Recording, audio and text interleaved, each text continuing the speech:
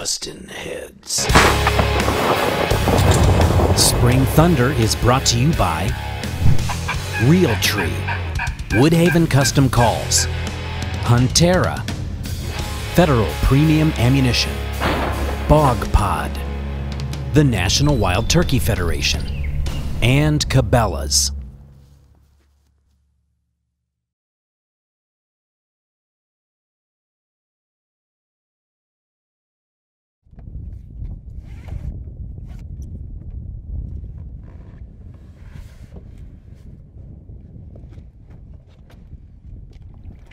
.400 yards right down this edge. That little point right there, about 100 yards off of the water, and there's a point just past it, and that's where the public starts.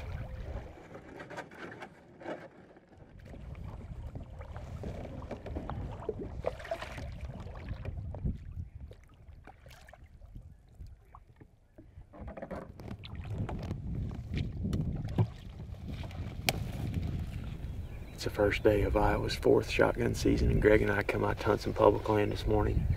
I came in last night. I roosted these turkeys from across the lake. The advantage we have with this public piece here is that it's extremely hard to access unless you got a boat. So we threw the kayaks on the car this morning and drove down here, put them in, and paddled up. Oh, we're about a quarter mile, half mile from the boat ramp. But it is not accessible from that boat ramp. You can't come in off land from that direction. It's not property we can hunt on.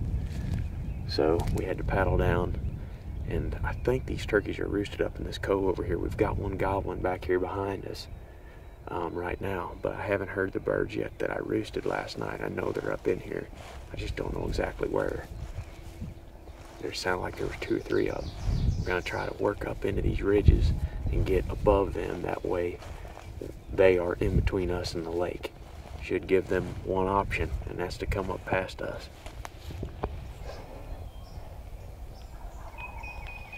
We still got a way.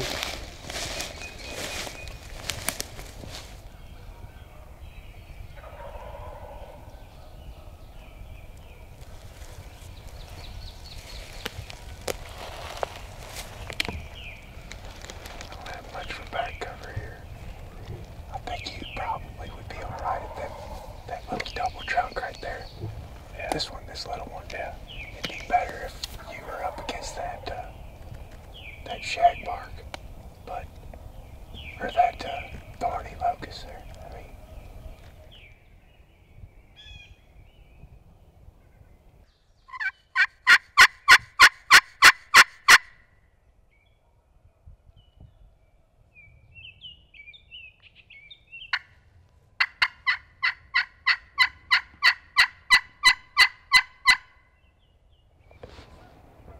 it's almost 9 o'clock, and Greg and I have struck out this morning.